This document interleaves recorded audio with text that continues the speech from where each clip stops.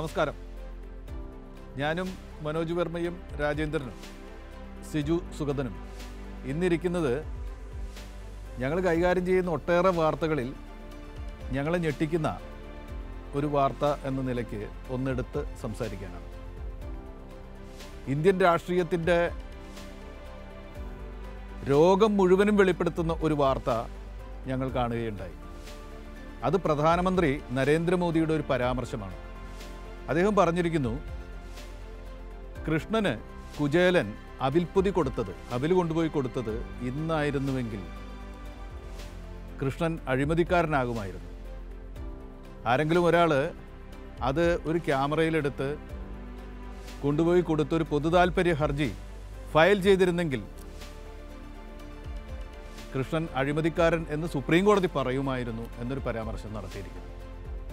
ഞാൻ പറഞ്ഞ പോലെ ഒരുപാട് വാർത്തകളിൽ ഒരു വാർത്ത മാത്രം, പക്ഷേ ഒരുപാട് അർത്ഥധ്വനികൾ നമുക്ക് മുമ്പിൽ തരുന്ന വാർത്ത കൂടിയാണ് ഇത്. പ്രധാനമന്ത്രി ഉദാഹരിച്ച അവിൽപ്പൊതി കഥയിലെ ആര് കൊടുത്തു ആര് വാങ്ങിച്ചു എന്നുള്ളത് നമുക്കെല്ലാവർക്കും അറിയാം. പുരാണങ്ങളിൽ അത് കൃത്യമായിട്ട് പറയുന്നുണ്ട്. സതീർത്ഥനായിരുന്ന ദ്വാരകാധിപൻ കൃഷ്ണന് കുചേലൻ തൻ്റെ വീട്ടിൽ തനിക്ക് കൊടുക്കാൻ കഴിയുന്നതിൻ്റെ പരമാവധി അവിൽ ഒരു പൊതിയിലാക്കിക്കൊണ്ട് കൊടുത്തു എന്നുള്ളതാണ്. ആ കഥ അവിടെ നിൽക്കട്ടെ.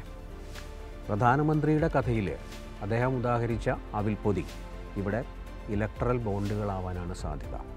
സുപ്രീം കോടതി വിധിയെ പരോക്ഷമായി സൂചിപ്പിച്ചുകൊണ്ടാണ് മോദി ഈ ഒരു പരാമർശം നടത്തിയത്. അപ്പോൾ ഇവിടുത്തെ ഈ ഇലക്ട്രൽ ബോണ്ടുകൾ എന്ന അവിൽപ്പൊതി കൊടുത്തതാര് വാങ്ങിയതാര് എന്നുള്ളത് വളരെ രഹസ്യമാണ്. കൊടുത്തവർക്കറിയാം ഞാൻ കൊടുത്തിട്ടുണ്ട് എന്നുള്ളതറിയാം, വാങ്ങിയവർക്കും അറിയാം ആര് തന്നു എന്നുള്ളതും. പിന്നെ അറിയാവുന്ന ഒരേ ഒരാൾ സ്റ്റേറ്റ് ബാങ്ക് ഓഫ് ഇന്ത്യയാണ്. അവരാണ് ഇലക്ട്രൽ ബോണ്ടുകൾ ഇഷ്യൂ ചെയ്യുന്ന ഏജൻസി. ഇവിടെ ചില കണക്കുകൾ നമുക്ക് നോക്കേണ്ടതുണ്ട്. SBI പുറത്തിറക്കിയ ഇലക്ട്രൽ ബോണ്ടുകൾ 1000 രൂപ, 10,000 രൂപ, 1 ലക്ഷം രൂപ, 10 ലക്ഷം രൂപ, 1 കോടി രൂപ, ഈ 5 ഗണങ്ങളാണ് കൊടുത്തത്. പക്ഷേ ഇതിൽ 94% വിറ്റുപോയ ബോണ്ടുകൾ 1 കോടി രൂപയുടേതാണ്, അല്ലെങ്കിൽ 1 കോടി രൂപയുടെ അവിൽപ്പൊതികളാണ് ആരോ BJPക്ക് കൊടുത്തത്. ഈ 94% ബോണ്ടുകൾ വാങ്ങിയത് BJP ആണെന്ന് നമുക്കറിയാം. വേറൊരു കണക്കുകൂടി നോക്കിയാൽ വേൾഡ് സ്റ്റാറ്റിസ്റ്റിക്സ് റിപ്പോർട്ട് അനുസരിച്ച് ഇന്ത്യയിലെ ശതകോടീശ്വരന്മാരുടെ എണ്ണം 169ആണ്. അക്കാര്യത്തിൽ നമ്മൾ വളരെ മുന്നിലാണ്. നമുക്ക് മുന്നിലുള്ളത് ചൈനയും അമേരിക്കയും മാത്രമേ ഉള്ളൂ. 3ാം സ്ഥാനമാണ് ഇന്ത്യക്കുള്ളത്. ഇനി world health organisation, world economic ഓർഗനൈസേഷൻ്റെ കണക്ക് നോക്കിക്കഴിഞ്ഞാൽ ഇന്ത്യയിൽ 2021 7.69 കോടീശ്വരന്മാരുണ്ടായിരുന്നു. 2026 എത്തുമ്പോഴത്തേക്ക് അത് 16 ലക്ഷത്തിന് മുകളിൽ എത്തിക്കുകയാണ് ഇന്ത്യ ലക്ഷ്യമിട്ടിരിക്കുന്നത്. അപ്പോൾ ഈ കണക്കുകൾ, ഈ 169 ശതകോടീശ്വരന്മാരും 7.61 ലക്ഷം മില്യണർമാരും ഇവരായിരിക്കണം ഈ അവിൽപ്പൊതി വാങ്ങിയതും കൊടുത്തതും. അവരുടെ എണ്ണത്തിൽ വർധനവുണ്ടാകുന്നു. അപ്പോൾ ഇന്ത്യയുടെ പോക്ക് എങ്ങോട്ട് എന്നുള്ളത് നമുക്കതിൽ നിന്ന് വ്യക്തമാണ്. ഇവർക്ക് എന്തെങ്കിലും ഇവർ കൊടുത്തിട്ടുണ്ട്, അപ്പോൾ സ്വാഭാവികമായിട്ടും ഇവർക്ക് അതിൻ്റെ റിട്ടേൺ കിട്ടിയിട്ടുണ്ടാകും. ആ റിട്ടേണാണ് ഈ 7.61 ലക്ഷത്തിൽ നിന്ന് 16.5 ലക്ഷത്തിലേക്ക് ഇന്ത്യയുടെ ഒരു കുതിപ്പ് വരുന്നത്. മോദി പറയുന്ന പുത്തൻ കുചേലവൃത്തത്തിലെ കുചേലൻ തന്നെയാണോ, അതിലെ കൃഷ്ണൻ തന്നെയാണോ എന്ന ചർച്ച വളരെ പ്രസക്തമാണ്. പക്ഷെ അതിനു മുമ്പ് എനിക്ക് ചൂണ്ടിക്കാണിക്കാനുള്ളത്, ഇത് വളരെ കടുത്ത കോടതിയോട് കാണിച്ച ഒരു നിന്ദയാണ്. ഒരു പ്രധാനമന്ത്രി അദ്ദേഹത്തിൻ്റെ പ്രധാനമന്ത്രി കസേരയിൽ ഇരുന്നു കൊണ്ട് ഇങ്ങനെ ചെയ്ത ഒരു രാഷ്ട്രീയ അനുഭവം ഇന്ത്യക്ക് മുമ്പിൽ ഇല്ല. മുമ്പിങ്ങനെ ചെയ്തിട്ടില്ല. കോടതി വിധികൾ ഉണ്ടായിട്ടുണ്ട്. കോടതി വിധികളെ പലരും നേതാക്കന്മാർ ചോദ്യം ചെയ്യാറുണ്ട്. കോടതി വിധികൾ ഉണ്ടായിട്ടുണ്ട്. രാഷ്ട്രീയ കക്ഷികൾ ആ വിധിയുടെ മഷി ഉണങ്ങുന്നതിന് മുമ്പ് ആ വിധിയെ തന്നെ മറികടന്ന് പോകുന്ന നിയമ നിർമ്മാണങ്ങൾ നടത്താറുണ്ട്. മോദി സർക്കാരും മറ്റേ ജഡ്ജിമാരെ തിരഞ്ഞെടുക്കുന്ന കമ്മിറ്റിയുടെയൊക്കെ കാര്യത്തിൽ അത്തരത്തിൽ ചെയ്തിട്ടുണ്ട്. പക്ഷെ ഒരു പ്രധാനമന്ത്രി പരിഹാസത്തിലൂടെ ഒരു പൊതുപ്രസംഗത്തിൽ രാജ്യത്തിലെ പരമോന്നത നീതിപീഠത്തെ അവഹേളിക്കുന്നൊരു നടപടി ഇതിനു മുമ്പ് ഉണ്ടായിട്ടില്ല. അത്തരത്തിൽ ഇത് തുടങ്ങാനാണ് ഞാൻ ആഗ്രഹിക്കുന്നത്. ഇത് lowering the dignity of the court, Rajendran, തീർച്ചയായിട്ടും ആയിട്ട് വരും. അങ്ങനെ കൂടി കാണേണ്ട ഒന്നാണ് അത്. ഇപ്പോഴത്തെ ഇന്ത്യയിൽ അത് സംഭവിക്കുമോ? കോർട്ട് ലക്ഷ്യത്തിന് പ്രധാനമന്ത്രിക്കെതിരെ കോടതി സ്വമേധയാ കേസെടുക്കുമോ എന്നതൊന്നും നമുക്ക് ചിന്തിക്കാൻ വയ്യ. പക്ഷേ ആ വശത്തിലേക്ക് കടന്നു നിൽക്കുന്നതാണ് മോദിയുടെ പരാമർശം എന്ന് കൂട്ടിച്ചേർക്കുകയാണ് ഞാൻ. രാജേന്ദ്രൻ, തീർച്ചയായിട്ടും ഇതിനകത്തൊരു കോടതിയോടുള്ളൊരു പരിഹാസമുണ്ട്, അതിനകത്തൊരു ഭീഷണിയുമുണ്ട്. എന്തുകൊണ്ട് ഭീഷണിയുടെ സ്വരമെന്ന് ചോദിച്ചാൽ സമീപകാലത്തുണ്ടായ ചില പ്രധാനപ്പെട്ട ഇടപെടലുകൾ കണ്ടു കഴിഞ്ഞാൽ നമുക്കതിനകത്തൊരു ഭീഷണിയുള്ളത് സ്വാഭാവികമായിട്ടും സംശയിക്കേണ്ടിയിരിക്കുന്നു. അപ്പോൾ ഉദാഹരണം പറഞ്ഞാൽ അടുത്ത കാലത്തുണ്ടായ 2 സംഭവങ്ങൾ. ഒന്ന്, ജസ്റ്റിസ് ലോയ, BH ലോയ, അദ്ദേഹത്തിൻ്റെ മരണം വളരെ ദുരൂഹ സാഹചര്യത്തിലായിരുന്നു. അതിലൊരു പശ്ചാത്തലം എന്തെന്നാൽ സൊറാബുദ്ദീൻ ഷെയ്ഖ് വ്യാജ ഏറ്റുമുട്ടൽ കേസ്, ആ കേസിലെ ഏറ്റവും ആരോപണ വിധേയനെന്ന ഇന്നത്തെ ആഭ്യന്തരമന്ത്രിയായിരുന്ന, അന്നത്തെ ഗുജറാത്തിലെ മന്ത്രിയായിരുന്ന അമിത്ഷാ ആയിരുന്നു. അത് CBI കോടതിയാണ് പരിഗണിച്ചിരുന്നത്. ആ CBI കോടതിയിലെ ജഡ്ജിയായിരുന്നു ജസ്റ്റിസ് ലോയ. അന്ന് ഈ ലോയയുടെ കുടുംബം നടത്തിയൊരു വെളിപ്പെടുത്തൽ എന്തെന്നാൽ 100 കോടി രൂപ വാഗ്ദാനം നൽകിയിരുന്നു എന്നാണ്. 100 കോടി രൂപ. അദ്ദേഹം വളരെ ശക്തമായ നിലപാടുകളാണ് കോടതിയിൽ കൈക്കൊണ്ടിരുന്നത്. ഇതിലെ പ്രതികൾക്കെതിരെ, ആരോപണ വിധേയർക്കെതിരെ എല്ലാം ശക്തമായ തെളിവുകളുണ്ടെന്ന് അദ്ദേഹം ചൂണ്ടിക്കാണിച്ചിരുന്നു. പക്ഷേ വളരെ ദുരൂഹമായ സാഹചര്യത്തിലാണ് അദ്ദേഹത്തിൻ്റെ മരണം സംഭവിച്ചത്. ആ മരണവുമായി ബന്ധപ്പെട്ട് നിരവധി ഉത്തരം കിട്ടാത്ത ചോദ്യങ്ങൾ ഇപ്പോഴുണ്ട്. പക്ഷേ അതിനെപ്പറ്റി ചോദ്യം ചെയ്തവരെല്ലാം തന്നെ പിന്നീട് വലിയ രീതിയിലുള്ള ഭീഷണികൾക്കും സമ്മർദ്ദങ്ങൾക്കെല്ലാം വിധേയരാകുമായിരുന്നു. അതാണ് ഒന്നാമത്തെ ഒരു സംഭവം. മറ്റൊന്ന്, മദ്രാസ് ഹൈക്കോടതിയിലെ ചീഫ് ജസ്റ്റിസ് ആയിരുന്ന താഹിൽ രമണി. ഈ താഹിൽ രമണി മദ്രാസ് ഹൈക്കോടതിയുടെ ഒരു പ്രത്യേകത എന്ന് പറഞ്ഞാൽ ഇന്ത്യയിലെ ഏറ്റവും പഴക്കം ചെന്ന ഹൈക്കോടതിയാണ്. ഒന്ന്, നമ്മൾ ജഡ്ജിമാരുടെ എണ്ണം അതുപോലെ കേസുകളുടെ എണ്ണം നോക്കിക്കഴിഞ്ഞാൽ ഇന്ത്യയിലെ ഏറ്റവും വലിയ 4ാമത്തെ കോടതിയാണ് മദ്രാസ് ഹൈക്കോടതി. ആ മദ്രാസ് ഹൈക്കോടതിയിലെ ഒരു ചീഫ് ജസ്റ്റിസ് എന്ന് പറഞ്ഞാൽ അവർക്ക് ഇനിയും കാലാവധി ഉണ്ടെങ്കിൽ, സർവീസിൽ കാലാവധി ഉണ്ടെങ്കിൽ സ്വാഭാവികമായും സുപ്രീം കോടതിയിലെ ജസ്റ്റിസ് ആവേണ്ട ഒരാളായിരുന്നു. പക്ഷേ അവർ വളരെ പ്രഗത്ഭയാണ് ആ ജസ്റ്റിസ്. അവർ നേരെ തികച്ചും അപ്രധാനമായ മേഘാലയ ഹൈക്കോടതിയിലേക്ക് സ്ഥലം മാറ്റി. ആ സ്ഥലം മാറ്റത്തിന് പിന്നിലൊരു പ്രധാനപ്പെട്ട കാരണമുണ്ട്. ഇവർ മുംബൈ ഹൈക്കോടതിയിലെ ആക്ടിംഗ് ചീഫ് ജസ്റ്റിസ് ആയിരുന്ന സമയത്ത് ഇവരുടെ മുന്നിലാണ് ബിൽക്കീസ് ബാനു കൂട്ടബലാത്സംഗ കേസിലെ അപ്പീൽ വന്നത്. കീഴ്ക്കോടതി ശിക്ഷിച്ചു 11 പ്രതികളെയും ആ പ്രതികളായ സംഘപരിവാർ ക്രിമിനലുകളുടെ അപ്പീൽ ഈ ജസ്റ്റിസിൻ്റെ മുന്നിലാണ് എത്തിയത്. ഈ ജസ്റ്റിസ് 11 പേരുടെയും ശിക്ഷ ശരിവെച്ചെന്ന് മാത്രമല്ല, ഇവർക്കെതിരെ ശക്തമായ തെളിവുകളുണ്ടെന്ന് ആ വിധിന്യായത്തിൽ എഴുതുകയും ചെയ്തു. അധികം താമസിക്കാതെ ഇവർക്ക് സ്വാഭാവികമായിട്ടും ഇവർക്ക് എന്ത് കിട്ടണം, ഒരു ഹൈക്കോടതിയിലേക്ക് പ്രൊമോഷൻ കിട്ടണം. അങ്ങനെയാണ് ഈ മദ്രാസ് ഹൈക്കോടതിയിലെ ചീഫ് ജസ്റ്റിസായി വന്നത്. സുപ്രീം കോടതിയിലേക്കല്ല അവർ പോയത്, അവർ അപ്രധാനമായൊരു കോടതിയിലേക്ക് ഇവരെ തരം താഴ്ത്തുകയാണ് ചെയ്തത്. അവർ ജുഡീഷ്യറിയിൽ നിന്ന് രാജിവെച്ചു എന്ന് മാത്രമല്ല, അതിൻ്റെ കാരണം ഈ കേസുമായി ബിൽക്കീസ് ബാനു കേസിലെ വിധിന്യായവുമായി ബന്ധപ്പെട്ടാണെന്ന വാർത്തകൾ വന്നതിന് പിന്നാലെ ഇവരുടെ കുടുംബത്തിനെതിരായിട്ടും ഈ കേന്ദ്ര അന്വേഷണ ഏജൻസികൾ വേട്ടയാടലുണ്ടായി. ഇതിൻ്റെ എല്ലാം പശ്ചാത്തലത്തിലാണ്, ഇത്തരം പശ്ചാത്തലം നമുക്ക് മുന്നിലുണ്ട്. ഇതിൻ്റെ എല്ലാം പശ്ചാത്തലത്തിലാണ് ഈ പ്രധാനമന്ത്രി നരേന്ദ്രമോദിയുടെ പരിഹാസം കലർന്ന ഒരു ഭീഷണി. ഇത് പരിഹാസമാണ്, ഇകഴ്ത്തലാണ്, ഒപ്പം തന്നെ ഒരു ഭീഷണിയാണ്. നിങ്ങളെയും ടാർഗറ്റ് ചെയ്തിരിക്കുന്ന ഭീഷണി. ഇനിയിപ്പോൾ ചീഫ് ജസ്റ്റിസ് അടക്കമുള്ളവർ, സുപ്രീം കോടതി ചീഫ് ജസ്റ്റിസ് അടക്കമുള്ളവർ മോദിയുടെ മോണിറ്ററിങ്ങിന് വിധേയരാണ്. തീർച്ചയായിട്ടും മോദി പറഞ്ഞത് അതിലെ കൃഷ്ണൻ എന്ന് പറഞ്ഞാൽ സ്വയം കൃഷ്ണനായി മാറുന്നു. കുചേലൻ ആരാണെന്ന്, കുചേലൻ അല്ല ഒരുപക്ഷെ അദ്ദേഹം ഉദ്ദേശിച്ചു കുബേരന്മാർ. ഈ ഇന്ത്യയിലെ കുബേരന്മാർ ഏത് കുബേരന്മാരാണ് മോദിയെ സഹായിക്കുന്നത്, സംഘപരിവാർ ഭരണകൂടത്തെ സഹായിക്കുന്നത് നമുക്ക് ബോധ്യപ്പെടുന്നുണ്ട്. 5992 കോടി രൂപയാണ് ഇലക്ട്രൽ ബോണ്ടിലൂടെ BJPക്ക് ലഭിച്ചത്. ഈ 5992 കോടിയിൽ ഏറ്റവും കൂടുതൽ നൽകിയത് ഇവിടുത്തെ അതിസമ്പന്നന്മാരായ അംബാനിയും അദാനിയും അടക്കമുള്ള ഈ മൾട്ടി ബില്യണർമാരെന്ന് പറയുന്നവർ തന്നെയായിരിക്കും. അവർ കൃത്യമായും നമുക്ക് ഈ കഥ പരാമർശിക്കുമ്പോൾ നമുക്കറിയാം, കുചേലൻ്റെ കഥ പറയുമ്പോൾ കുചേലൻ്റെ ഭാര്യയാണല്ലോ ഈ വീട്ടിലെ ദാരിദ്ര്യാവസ്ഥ കാരണം പഴയ സുഹൃത്തിനും ചെന്ന് കാണും, എന്തെങ്കിലും കിട്ടുമെന്നും പറഞ്ഞ് കൊടുത്തു വിടുന്ന ഒരു കഥയുണ്ട്, അവിൽപ്പതിയുമായി കൊടുത്തു വിടുന്നത്. ഇവിടെ ആ കഥ എടുത്ത് പരാമർശിച്ചുകൊണ്ട് തന്നെ മോദി എന്താണ് ഉദ്ദേശിച്ചതെന്ന് മോദിയെ പൊളിച്ചെടുക്കാൻ പറ്റിയ കാര്യം അതിനകത്തുണ്ട്. ആരാണ് ഇവിടെ സഹായം അഭ്യർത്ഥിച്ച് വരുന്നത്? ഇവിടുത്തെ കോർപ്പറേറ്റുകളാണ്.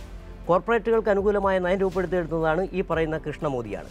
അപ്പോൾ ഈ കുബേരൻ എന്ന് പറയുന്ന ആ കുചേലനല്ല, മോദി ഉദ്ദേശിച്ചത് കുബേരനാണ്. ഞങ്ങളെ സഹായിക്കുന്ന കുബേരന്മാരെ തടയാൻ ആരാണ് ഇവിടെ ഉള്ളത്?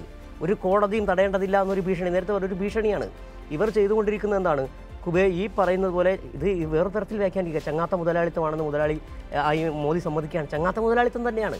കാരണം ഇവർ ഈ കോർപ്പറേറ്റുകൾക്ക് അനുകൂലമായ നയങ്ങൾ തയ്യാറാക്കുന്നു, അതിനുവേണ്ടി പണം അവർ ഫണ്ട് ചെയ്യുന്നു, അതിന് അവർക്ക് അനുകൂലമായ നയം രൂപപ്പെടുത്തിയെടുക്കുകയും ചെയ്യുമ്പോൾ ഇത് തന്നെയാണ് മോദി പറഞ്ഞു വെച്ചത്, ഞങ്ങൾ ഇത് തന്നെയാണ് തുടരാൻ പോകുന്നത്. ഒരു കോടതി ഇത് പറഞ്ഞ ഒരു കോടതിയും ചോദിക്കേണ്ടടാ എന്നാണ് മോദി പറഞ്ഞത്. അല്ലാതെ ഒരു ആ നീതിപീഠത്തോടോ ആ വിധിയോടോ ഒരു ബഹുമാനം പ്രകടിപ്പിച്ചുകൊണ്ടല്ല. ആരടാ എന്ന് നമ്മൾ അത് ചോദിക്കത്തില്ല. അത് തന്നെയാണ് മോദി ചോദിച്ചത്. അത് ഒരു വലിയ പ്രശ്നമാണ്. മോദിക്ക് ഈ 4 എസ്റ്റേറ്റുകളിൽ ഒരു എസ്റ്റേറ്റ് മോദിക്ക് ബാധകമല്ല. ലെജിസ്ലേച്ചർ ബാധകമല്ല, എക്സിക്യൂട്ടീവ് ബാധകമല്ല, ജുഡീഷ്യറി ബാധകമല്ല. ഫോർത്ത് എസ്റ്റേറ്റ് എന്ന് നമ്മളൊക്കെ വല്ല ഈ പറയുന്ന ഫോർത്ത് എസ്റ്റേറ്റ് ഒരു സ്റ്റേറ്റും അല്ല എന്ന് നേരത്തെ തന്നെ മോദി പറഞ്ഞിട്ടുണ്ട്. ഈ ജുഡീഷ്യറിയും ബാധകമല്ല, പോടാ എന്ന് പറയുന്നത് തന്നെയാണ് മോദി കോടതിയോട് പറഞ്ഞത്. 7 കൊല്ലം കൊണ്ട് ഈ ബോണ്ടിൽ മാത്രം ഈ കുചേലന്മാർ കൊടുത്തത് 16,518 കോടി രൂപയാണ്. ബാക്കി വേറെ ഇവർ കൊടുത്തത് കിട്ടിയത് BJP. അതെ അതെ, അതിൻ്റെ ഭൂരിഭാഗവും കൈയടക്കിയത് BJPയുമാണ്. അവരാണ്. ഒപ്പം തന്നെ തൻ്റെ സർക്കാരിനെ ശ്രീകൃഷ്ണ ആക്കുന്നു. നല്ല ചേർച്ചയാണ്. തൻ്റെ സർക്കാരിനെ അല്ലെങ്കിൽ തന്നെ ശ്രീകൃഷ്ണനായിട്ട് ചേർക്കുന്നു.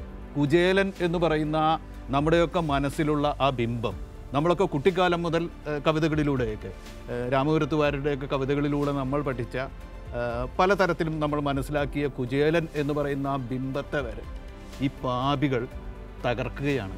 ആരാണ് കുചേലൻ?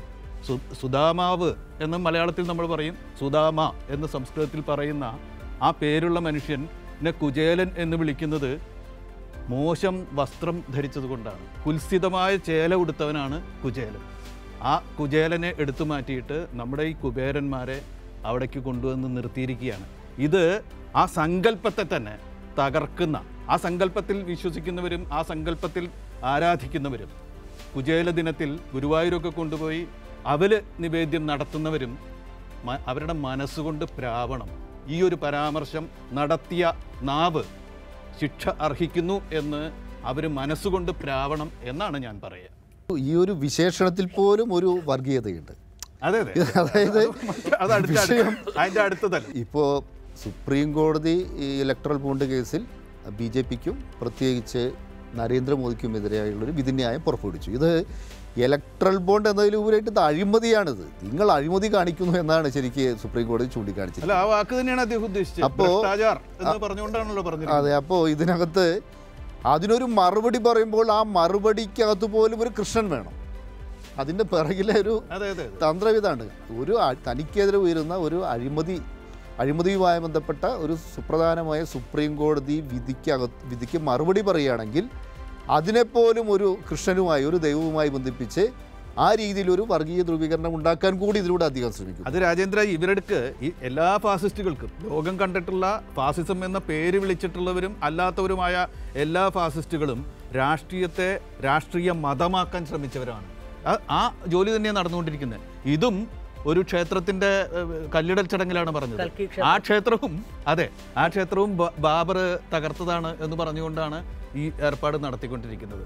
അങ്ങനെ രാഷ്ട്രീയ മതം, നമ്മുടെ നാട്ടിലെ രാഷ്ട്രീയത്തെ രാഷ്ട്രീയ മതമാക്കാൻ വേണ്ടി ശ്രമിച്ചുകൊണ്ടിരിക്കുന്നതിൻ്റെ ഒരു ഭാഗമാണ് ഈ പരാമർശവും. രാജേന്ദ്രൻ ചൂണ്ടിക്കാണിച്ചത് വളരെ ശരിയാണ്. ഈ കൽക്കി ക്ഷേത്രത്തിന്, കൽക്കി എന്ന വാക്കിന് ഹിന്ദു പുരാണത്തിൽ വേറൊരു പ്രത്യേകത കൂടിയുണ്ട്. അതെ, അവസാനത്തെ അവതാരം. അതെ, മഹാവിഷ്ണുവിൻ്റെ 10 അവതാരങ്ങളിൽ അവസാനത്തെ അവതാരമാണ് കൽക്കി. അതായത് കൃഷ്ണാവതാരത്തിന് ശേഷം കലിയുഗം ആരംഭിച്ചുവെന്നും അതിൻ്റെ അവസാനം ലോകത്തെ രക്ഷിക്കാനായിട്ട് കൽക്കി അവതരിക്കുമെന്നാണ് വിശ്വാസങ്ങളിൽ പറയുന്നത്. കുതിരപ്പുറത്ത് വാളമെടുത്ത് വരുന്ന അവസാനത്തെ അവതാരം. അപ്പോൾ ആ വിശ്വാസം അനുസരിച്ചാണെങ്കിൽ ഇപ്പോൾ കലിയുഗമാണ്. കലിയുഗത്തിൽ പുരാണങ്ങളിൽ പറയുന്നതനുസരിച്ചാണെങ്കിൽ ധർമ്മമില്ല, അധർമ്മം വർദ്ധിക്കും. ഭരണാധികാരികൾ പണത്തിന് പിന്നാലെ പായും. ഒരു കണക്കിന് ഇവിടെയും അതുതന്നെയാണ് നടക്കുന്നത്. ഈ കോർപ്പറേറ്റുകളുടെ അല്ലെങ്കിൽ കുബേരന്മാരുടെ പിന്നാലെ ഭരണാധികാരികൾ പായുന്നു. അവിടെ കൽക്കി ക്ഷേത്രത്തിൽ പോയി മോദി ഇക്കാര്യങ്ങൾ തന്നെ പറയുന്നു. കൽക്കി അവിടെ അവതരിക്കും, ആ ക്ഷേത്രത്തിൽ അവതരിക്കും എന്നാണ് അവിടെയുള്ളവരുടെ വിശ്വാസം. അങ്ങനെയും കൂടിയുണ്ട്. ഇതിനകത്തൊക്കെ എനിക്ക് തോന്നുന്നത് നമ്മുടെ ഈ കഴിഞ്ഞ ഈ അയോധ്യ പ്രതിഷ്ഠ എന്ന് പറയുന്നത് മോദിയുടെ ആദ്യത്തെ തെരഞ്ഞെടുപ്പ് റാലിയുടെ തുടക്കമായിരുന്നു. തെരഞ്ഞെടുപ്പ് റാലി 2024. അതിനുശേഷം കഴിഞ്ഞ ദിവസമാണ് അബുദാബിയിൽ പോയി ഒരു വലിയ ക്ഷേത്രത്തിന് 25 ഏക്കറിൽ കിടക്കുന്ന ഒരു ക്ഷേത്രത്തിൽ അവിടെ പോയി പ്രതിഷ്ഠാകർമ്മമൊക്കെ നടത്തിയിട്ട് വരികയും ചെയ്തു. മോദി ഈ 2024 ലോക്സഭാ തെരഞ്ഞെടുപ്പിൽ എന്താണ് മുന്നോട്ട് വെക്കുന്നതെന്നുള്ളത് ഓരോ ദിവസം വ്യക്തമായിക്കൊണ്ടിരിക്കുക.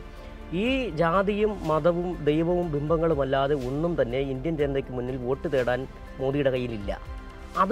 അതിൻ്റെ അതൊന്ന് ആലോചിക്കണം, എത്ര സമർത്ഥമായിട്ടാണ് കാരണം ഒരു കോടതി വിധിയെക്കുറിച്ച് വിമർശിച്ചേ പറ്റൂ. മോദിക്ക് ഇഷ്ടപ്പെട്ടില്ല. അത് വിമർശിക്കാൻ കൂട്ടുപിടിച്ചതോ ഇന്ത്യയിലെ പുരാണ ഇതിഹാസങ്ങളിലെ മനോഹരമായ സങ്കല്പം സമ്പൂർണ്ണ അവതാരമായ കൃഷ്ണനെ എടുത്ത് കൂട്ടുപിടിച്ചത്. അത് കൃഷ്ണൻ ആരാണ്? ഹിന്ദുമതത്തിലുമായി ബന്ധപ്പെട്ട് വിശ്വസിക്കുന്ന ഒരു ആരാധന, ഒരു ദൈവമാണ്. ആ എടുത്ത് പറയുമ്പോൾ ഒരാൾക്കൂടെ ഒന്നും പറയാനും കഴിയില്ല. കാരണം പറഞ്ഞിരിക്കുന്ന ഏതാണ്? ഹിന്ദുമതത്തിലെ ഏറ്റവും വലിയ മനോഹര സങ്കല്പമായ ശ്രീകൃഷ്ണനെ, കുചേലനെ കൂട്ടുപിടിച്ചിരിക്കുന്നു, പരമദരിദ്രനായ കുചേലനെ കൂട്ടുപിടിച്ചിരിക്കുന്നു. ഇങ്ങനെ എടുത്ത് പറഞ്ഞുകൊണ്ട് വളരെ ഒരുപക്ഷെ ചന്ദ്രശേഖരൻ സാറ് പറഞ്ഞ പോലെ തന്നെയാണ് ഈ പ്രാഗണം എന്ന് പറഞ്ഞൊരു സംഭവം ഉണ്ടല്ലോ. കാരണം വിശ്വാസികളെ തന്നെ അത്രയ്ക്ക് അവരെ ഇല്ലായ്മ ചെയ്യുന്ന തരത്തിലില്ലേ. അത് വിശ്വാസികളാണ് ഈ പ്രശ്നവുമായി രംഗത്തെത്തുന്നത്. ശരിക്കും പറഞ്ഞാൽ മോദി ഒരേ സമയം തന്നെ സുപ്രീം കോടതി, ഇന്ത്യയിലെ പരമോന്നത നീതിപീഠത്തെ വളരെ പച്ചയ്ക്ക് കളിയാക്കിയിരിക്കുന്നു. കളിയാക്കിയെന്ന് പറഞ്ഞാൽ അത് ചെറുതായി പോകുന്നു എനിക്ക് തോന്നുന്നു. കളിയാക്കുകയല്ല ചെയ്തത്. നീയൊക്കെ ആരടാ എന്ന് നേരത്തെ പറഞ്ഞ പോലെ ഇവർക്ക് ചെയ്യാവുന്ന ഇവർ ചെയ്യുന്ന ഒന്നുകിൽ നേരത്തെ രാജേന്ദ്രൻ സൂചിപ്പിച്ചതുപോലെ ഒന്നുകിൽ നിങ്ങൾക്ക് പണം തന്ന് പ്രലോഭിപ്പിക്കും, ഞങ്ങൾക്ക് അനുകൂലമായി വിധി നേടാൻ, ഇല്ലെങ്കിൽ നിങ്ങളെ ഇല്ലായ്മ ചെയ്യും. ലോയയുടെ അനുഭവം നിങ്ങളെ ഇല്ലായ്മ ചെയ്യും. ഇല്ലെങ്കിൽ മറ്റേ രഞ്ജൻ ഗോഗോയെ പോലെ രാജ്യസഭയിലൊക്കെ പോയിരിക്കാം, വെറുതെ ഉണ്ടായിരുന്നാലും മതി. അങ്ങനെ ചില സംഭവങ്ങളും ചെയ്യാറുണ്ട്. ഇതൊന്നും ഇല്ലെങ്കിൽ ഇത് പക്ഷേ എനിക്ക് തോന്നുന്നു മോദിക്കും സംഘപരിവാറിനും ഈ അടുത്ത കാലത്ത് കിട്ടിയ ഏറ്റവും വലിയ അടികളിലൊന്നാണ് ഇലക്ട്രൽ ബോണ്ട് അടി എന്ന് പറഞ്ഞു. ഒരുപക്ഷെ സുപ്രീം കോടതിയിൽ നിന്ന് പലപ്പോഴും ഇതിലേക്ക് നല്ല വാർത്തകൾ കേൾക്കുന്നുണ്ട്. ഇന്നലെ തന്നെ ചന്ദ്രചൂഡ് വേറെ ഏതൊരു വേദിയിൽ പറഞ്ഞിട്ട് നിങ്ങൾ ഈ നാരീശക്തി എന്ന് പറയുന്നത് അല്ലാതെ ഈ കരസേനയിൽ എന്തോ തെരഞ്ഞെടുപ്പ് ബന്ധമാണ്, നിങ്ങൾ നാരികൾക്ക് വേണ്ടി എന്താണ് ചെയ്യുന്ന ഒരു ചോദ്യം കൂടി തുടർന്നായിട്ട് ചോദിച്ചിട്ടുണ്ട്. അതായത് ഈ ചന്ദ്രചൂഡ് അച്ചിരി പ്രശ്നക്കാരനാണെന്നുള്ളതാണ് മോദിക്ക് മനസ്സിലായിട്ടുണ്ടെന്ന് തോന്നുന്നു. സുപ്രീം കോടതിയുടെ കഴിഞ്ഞ ഒരു 7 വർഷത്തെ ചരിത്രം നോക്കിക്കഴിഞ്ഞാൽ അതിലുണ്ടായ ഏറ്റവും മനോഹരമായ ഒരു വിധി എന്നാണ് മുൻ മുഖ്യ തെരഞ്ഞെടുപ്പ് കമ്മീഷണർ YS ഖുറേഷി ഈ വിധിയെ വിശേഷിപ്പിച്ചത്. തെരഞ്ഞെടുപ്പ് കമ്മീഷണർ അദ്ദേഹം അടക്കമുള്ളവരിയ്ക്കുന്ന കാലത്ത് നിരന്തരം ആവശ്യപ്പെട്ടുകൊണ്ടിരുന്ന ഒരു കാര്യം, അത് ഇപ്പോൾ യാഥാർത്ഥ്യമായിരിക്കുന്നു. അതിന് അദ്ദേഹം സുപ്രീം കോടതിയെ അഭിനന്ദിക്കുക കൂടി ചെയ്തിട്ടുണ്ട്. ഇതിൽ ആ വിധിയുടെ മഹത്വം അവിടെ ഇരിക്കെ തന്നെ അതിനെതിരായിട്ടുള്ള ഒരു നീക്കമാണ് ഇത് എന്നിരിക്കെ തന്നെ അതിന് ഈ വിശ്വാസത്തിൽ നിന്ന് ചില ബിംബങ്ങളെ, പ്രതീകങ്ങളെ എടുത്തതിനെ വിശ്വാസികൾ തന്നെ എതിർക്കേണ്ടതാണ് എന്നിപ്പോൾ സിജു പറഞ്ഞ ആ പോയിന്റ് അത് വീണ്ടും എടുത്തു പറയാൻ ഞാൻ ആഗ്രഹിക്കുകയാണ്. ഈ കൈക്കൂലിയാണ് ഈ കഥയിൽ മോദിയുടെ പുത്തൻ കുചേലവൃത്തത്തിൽ അവർക്ക് കിട്ടിയ കൈക്കൂലിയാണ്, അഴിമതി പണമാണ് അവിൽപ്പൊതിയായിട്ട് മാറുന്നത്. ആ അവിൽപ്പൊതിയൊക്കെ എത്ര മനോഹരമായിട്ടുള്ള ഒരു കൽപ്പനയായിട്ട് നമ്മളൊക്കെ കുട്ടിക്കാലം മുതൽ മനസ്സിൽ കൊണ്ട് നടക്കുന്നതാണ്. ഉലകീരേഴും നിറഞ്ഞ കൃഷ്ണനെ കാണാൻ പുലർകാലെ പുറപ്പെടാം, അറിഞ്ഞു വല്ലതും കൂടെ തന്നയക്കണം എന്ന് പറഞ്ഞ കുചേലന് ആണ് തെണ്ടിക്കിട്ടിയ, ഭിക്ഷ നടത്തി കിട്ടിയ നെല്ലെടുത്ത് കുത്തി അന്ന് രാത്രി അവലാക്കിയിട്ട് അത് കല്ലും നെല്ലും നിറഞ്ഞ ആ പൊതിയാണ് കൊടുത്തയച്ചത്. ആ പൊതിയെയാണ് അഴിമതിയുമായിട്ട് സമീകരിച്ചിരിക്കുന്നത്. എനിക്ക് തോന്നുന്നു വിശ്വാസികളുടെ പ്രതിഷേധം കൊടുങ്കാറ്റ് പോലെ ഉയരേണ്ട ഒരു പരാമർശമാണ് മോദി നടത്തിയിരിക്കുന്നത് എന്നും പറയാൻ ഞാൻ ആഗ്രഹിക്കുകയാണ്. ഒപ്പം തന്നെ ഇതൊരു പ്രൊപ്പഗാൻഡ ടെക്നിക്കാണ്. എല്ലാ സ്ഥലത്തും ജനവിരുദ്ധർ ഉപയോഗിക്കുന്ന പ്രചാരവേല സങ്കേതമാണിത്. അവരുടെ പ്രിയപ്പെട്ട ആശയങ്ങൾ എടുത്ത് സ്വന്തമാക്കിയിട്ട് അവരിലേക്ക് തന്നെ കൊടുക്കുക എന്ന ഒരു സങ്കേതം. അങ്ങനെ അപകടകരമായ ഒരുപാട് പ്രവണതകൾ ഇതിൽ നിൽക്കുന്നുണ്ട്. അത് ഇന്ത്യ, ജനാധിപത്യ ഇന്ത്യ ശ്രദ്ധിക്കണം. വിശ്വാസികളുടെ ഇന്ത്യ അത് തിരിച്ചറിയണം. ഇതിനകത്ത് ഈ ജുഡീഷ്യറിയെ പരിഹസിക്കുക, ജുഡീഷ്യറിയുടെ സ്വാതന്ത്ര്യത്തെ പൂർണ്ണമായി ഇല്ലാതെയൊക്കെ അതിനൊക്കെ ശ്രമിച്ചവർക്ക് ഇന്ത്യക്കാർ നൽകിയ, ഇവിടുത്തെ ജനങ്ങൾ നൽകിയ മറുപടിയുടെ ഒരു ചരിത്രം കൂടിയുണ്ട്. അത് നരേന്ദ്രമോദിക്ക് നന്നായി അറിയാം. ഇന്ദിരാഗാന്ധിയുടെ ആ ഒരു സുവർണ കാലഘട്ടത്തിൽ ഇന്ദിരാഗാന്ധി ഈ സുപ്രീം കോടതിയിലെല്ലാം നേരിട്ടിടപെട്ടിരുന്നു. അവിടുത്തെ ഏറ്റവും സീനിയറായിട്ടുള്ള 3 ജസ്റ്റിസുമാരെ മറികടന്നുകൊണ്ടാണ് ഇന്ദിരാഗാന്ധിയുടെ വിശ്വസ്തനായിട്ട് ഇന്ദിരാഗാന്ധി കരുതുന്ന ജസ്റ്റിസ് A.N. റയെ ചീഫ് ജസ്റ്റിസായി നിയമിച്ചു. അത് ജുഡീഷ്യറിയുടെ ചരിത്രത്തിലെ ഏറ്റവും ആദ്യത്തെ നേരിട്ടുള്ളൊരു കൈകടത്തലായിരുന്നു. അതൊരു മുൻകൂട്ടി കണ്ടു. തനിക്കെതിരെ എവിടെന്നെങ്കിലും വല്ല വിധിന്യായങ്ങളോ പരാമർശങ്ങളോ വല്ലതും കീഴ്ക്കോടതിയിൽ നിന്ന് വന്നു കഴിഞ്ഞാൽ അതെല്ലാം മറികടക്കാൻ ശേഷിയുള്ള ഒരാൾ തൻ്റെ വിശ്വസ്തൻ അവിടെ ഇരിക്കണമെന്നായിരുന്നു ഇന്ദിരാഗാന്ധിയുടെ ഒരു കണക്കൂട്ടൽ. സർവോപരി ഇന്ദിരാഗാന്ധിയുടെ തെരഞ്ഞെടുപ്പ് കേസ്, അംഗത്വം റദ്ദാക്കുന്നതുമായി ബന്ധപ്പെട്ട തെരഞ്ഞെടുപ്പ് കേസ്, അതിനകത്ത് അഹമ്മദാബാദ് ഹൈക്കോടതി ഒരു ഇടപെടൽ നടത്തുകയും അലഹാബാദ് ഹൈക്കോടതി ഇടപെട്ട് ഇന്ദിരാഗാന്ധിയുടെ അംഗത്വം റദ്ദാക്കി. അപ്പോൾ ആ അംഗത്വം റദ്ദാക്കിയ നടപടിയെ മറികടക്കാനായി ഇന്ദിരാഗാന്ധി ചെയ്തത് രാജ്യത്ത് അടിയന്തരാവസ്ഥ പ്രഖ്യാപിച്ചു. മാത്രമല്ല വളരെ പെട്ടെന്ന് ഭരണഘടനയുടെ ഭേദഗതി ചെയ്ത് അതിനകത്തൊരു ഒരു കാര്യം കൂട്ടിച്ചേർത്തു. അതായത് ഇന്ത്യൻ പ്രധാനമന്ത്രി തിരഞ്ഞെടുക്കപ്പെട്ട് കഴിഞ്ഞാൽ അതിനെ എവിടെയും ചോദ്യം ചെയ്യാൻ പാടില്ല, നിയമപരമായിട്ട് കോടതി ഇങ്ങനെ ചോദ്യം ചെയ്യാൻ പാടില്ല എന്നൊരു വ്യവസ്ഥ ഇത് ചേർത്തു. എന്നിട്ട് എന്ത് സംഭവിച്ചു? ഈ 1978 ഈ അടിയന്തരാവസ്ഥയ്ക്ക് ശേഷം തെരഞ്ഞെടുപ്പ് പ്രഖ്യാപിക്കുന്ന ആ ഘട്ടത്തിൽ പോലും ഒരു ഭരണമാറ്റം ഉണ്ടാവുമെന്ന് ആരും കണക്ക് കൂട്ടിയിരുന്നില്ല. പക്ഷേ ജനങ്ങൾ ശക്തമായ താക്കീത് നൽകി. അപ്പോൾ ഈ രീതിയിലെല്ലാം ഇതിനോട് പ്രതികരിച്ച ഒരു ചരിത്രം ഇന്ത്യൻ ജനാധിപത്യത്തിനുണ്ടെന്നത് ഈ പ്രധാനമന്ത്രിയും BJPയും സംഘപരിവാറും എല്ലാം ഓർക്കുന്നത് നന്നായിരിക്കും. ഇന്ത്യയിൽ ഈ പറഞ്ഞ പോലെ കോൺഗ്രസിൻ്റെ ഭരണ തുടർച്ച അതങ്ങനെ നടന്നുകൊണ്ടിരിക്കുകയാണ്. ഒരു പ്രതിപക്ഷം ഇല്ല. ജയിലിൽ കിടന്ന് വിവിധ ആശയഗതിയുള്ള ആളുകൾ ഒരുമിച്ച് ചേർന്നിട്ട് ജനതാ പാർട്ടി എന്നൊരു അത്ഭുത പരീക്ഷണം, അഭൂതപൂർവമായ പരീക്ഷണം ഉണ്ടാക്കിക്കൊണ്ട് തെരഞ്ഞെടുപ്പിന് തൊട്ട് മുമ്പ് ജനങ്ങളിലേക്ക് എത്തുകയാണ്. EMS ഒരു മുദ്രാവാക്യം ഒന്ന് ഇന്ത്യക്ക് കൊടുത്തു, അടിയന്തരാവസ്ഥ അറബിക്കടലിൽ. അടിയന്തരാവസ്ഥയെ എതിർക്കരുത് തെരഞ്ഞെടുപ്പ് പ്രചാരണത്തിൽ എന്നായിരുന്നു ആദ്യത്തെ ഇത്. അപ്പോഴാണ് EMS പറഞ്ഞത് അടിയന്തരാവസ്ഥയെ എതിർക്കുമെന്ന് മാത്രമല്ല അടിയന്തരാവസ്ഥ അറബിക്കടലിൽ എന്നതായിരിക്കും ഇത്തവണ പ്രതിപക്ഷത്തിൻ്റെ മുദ്രാവാക്യം. ആ മുദ്രാവാക്യം സ്വീകരിച്ച് ജനതാ പാർട്ടി എന്ന് പറയുന്ന പാർട്ടിയല്ലാത്ത ഈ രാഷ്ട്രീയ സ്വരൂപം എതിർക്കുകയാണ്. എല്ലായിടത്തും കോൺഗ്രസ് കടപുഴകി വീണു. ഇന്ദിരാഗാന്ധി തോറ്റു, സഞ്ജയ് ഗാന്ധി തോറ്റു. ആ അനുഭവം ഇവർക്ക് എന്ന് മാത്രമല്ല എല്ലാ ഏകാധിപതികൾക്കും പാഠമായിട്ട് ഇന്ത്യയുടെ രാഷ്ട്രീയ ചരിത്രത്തിൽ നിൽക്കുന്നുണ്ട്. BJPയുടെ സംഘപരിവാറിൻ്റെ ഒരു തേരോട്ടത്തിൽ നമ്മൾ കണ്ട ഏറ്റവും വലിയൊരു ഹിന്ദു തീവ്രവാദി എന്ന് പറയുന്ന ഈ അദ്വാനിയുടെ ഒരു മുഖമായിരുന്നു. പക്ഷെ അദ്വാനി ഒന്നുമല്ല മോദിയുടെ മുമ്പിൽ. കാരണം നമ്മൾ ഈ മോദി വന്നതിന് ശേഷം ആരെയൊക്കെയാണ് അടിച്ചമർത്തിയത്? രാജ്യത്ത് നിലനിൽക്കുന്ന ഭീതിയുടെ ഒരു സാഹചര്യം, ഭീതിയാണ് രാജ്യത്ത് നിലനിൽക്കുന്നത്. ഒരു ജുഡീഷ്യറിക്കോ ഒരു പത്രത്തിനോ ഒരു രാഷ്ട്രീയ നേതാവിനോ പോലും ഒന്നും പറയാൻ കഴിയാത്ത ഒരു രാഷ്ട്രീയ കാലാവസ്ഥ ഉണ്ടാക്കി വച്ചിരിക്കുക. അങ്ങനെ രാജ്യമെമ്പാടും ഒരു പരിസരം ഉണ്ടാക്കിയിടാൻ ഈ മോദിയുടെയും ഈ സംഘപരിവാർ രാഷ്ട്രീയത്തിന് ഈ കാലഘട്ടത്തിൽ കഴിഞ്ഞിട്ടുണ്ട്. അപ്പോൾ ഈ നമ്മൾ പറയുന്ന ആശങ്ക, ഇനി ഈ തെരഞ്ഞെടുപ്പിലൂടെ നമുക്ക് ഇവരെ ഇപ്പോൾ കടപഴക്കി ഇറക്കാൻ കഴിയുമോ എന്ന് എനിക്ക് ചില ആശങ്കകളുണ്ട് ഈ അടുത്ത തെരഞ്ഞെടുപ്പിലെങ്കിലും. പക്ഷേ വലിയ തരത്തിൽ ഇപ്പോൾ അന്ന് പറഞ്ഞ ജനതാ പാർട്ടി രൂപപ്പെട്ടെന്ന് ആ സഖ്യം, അതുപോലൊരു സഖ്യം ഇന്ത്യ സഖ്യം ഇപ്പോൾ രൂപപ്പെട്ട് വരികയൊക്കെ ചെയ്തിട്ടുണ്ട്. പക്ഷേ ഇവരെ കടപുഴക്കി കളയാൻ കഴിയുന്ന തരത്തിലേക്ക് ഒരു പരിസരം രൂപപ്പെട്ടിട്ടുണ്ടോ എന്നുള്ളത്, കാരണം ഇന്ത്യൻ മനസ്സുകളിൽ വരെ വലിയ വിഷത്തിൻ്റെ വിത്തുകൾ ഇവർ വ്യാപിച്ചു വെച്ചിരിക്കുക. ഓരോ മനുഷ്യൻ്റെയും ഒരു കുഞ്ഞിൻ്റെയും മനസ്സുകൾ വരെ അത് വലിയ പാടാണ്. നമ്മൾ ഇവർ ഒരു ദിവസം കൊണ്ട് ഉണ്ടാക്കിയത് 20-30 വർഷം എടുത്തുകൊണ്ട് മാത്രമേ ഒരു സമൂഹത്യാഗം നമുക്ക് മാറ്റിയെടുക്കാൻ. അങ്ങനെ ഒരു വലിയ പ്രോസസ്സ് കൂടി ഇന്ത്യയിലെ നമ്മുടെ ഈ രാഷ്ട്രീയ പ്രസ്ഥാനങ്ങളുടെ മുന്നിൽ വന്നു നിൽക്കുന്ന ഒരു സാഹചര്യം കൂടിയാണ്. എന്തായാലും ഈ സംവാദത്തിൻ്റെ സമയം കഴിയുകയാണ്. ഞങ്ങൾ നേരത്തെ പറഞ്ഞതുപോലെ മോദി ഈ കഥയിൽ, പുത്തൻ കഥയിൽ ശ്രീകൃഷ്ണനായിട്ടാണ് അവകാശപ്പെട്ടിരിക്കുന്നത്. അദ്ദേഹത്തിന് പുരാണങ്ങളിലേക്ക് നമ്മൾ തിരിഞ്ഞു നോക്കിയാൽ ഹിരണ്യകശിപു എന്ന കഥാപാത്രമായിരിക്കും കൃത്യമായി ചേരുക. ഹിരണ്യകശിപു തൻ്റെ നാട്ടിൽ ഹിരണ്യായ നമ എന്ന് മാത്രമേ ജപിക്കാവൂ എന്ന് പറഞ്ഞു. എവിടെയെങ്കിലും നാരായണായ നമ എന്ന് മുഴങ്ങുന്നുണ്ടോ എന്ന് നോക്കാൻ വേണ്ടി ചാരന്മാരെ നിയോഗിക്കുകയും അങ്ങനെ വിഷ്ണു പൂജ നടത്തിയവരെ കൊല്ലുകയും ചെയ്തൊരു കഥാപാത്രമായിരുന്നു ഹിരണ്യൻ. ആ ഹിരണ്യനുമായിട്ടാണ് നരേന്ദ്രമോദിക്ക് നല്ല സാമ്യമുള്ളത്. സുപ്രീം കോടതിയിൽ നിന്ന് ഒരു നാരായണായ നമ കേട്ടുപോ എന്ന് അദ്ദേഹം സംശയിച്ചു. അദ്ദേഹം അല്ല, ഹിരണ്യായ നമ ജപിക്കൂ എന്ന് അദ്ദേഹം പറഞ്ഞു. അതിന് ശ്രീകൃഷ്ണനെയും കുചേലനെയും ഒക്കെ കൂട്ടുപിടിച്ചു എന്നാണ് ഇന്ത്യ മനസ്സിലാക്കേണ്ടത് എന്ന് ഞാൻ പറഞ്ഞുകൊണ്ട് ഈ ചർച്ച ഞങ്ങൾ ഇവിടെ അവസാനിപ്പിക്കുകയാണ്. മറ്റൊരു വിഷയവുമായി അടുത്ത ദിവസം ഞങ്ങൾ വീണ്ടും വരുന്നതായിരിക്കും. നമസ്കാരം.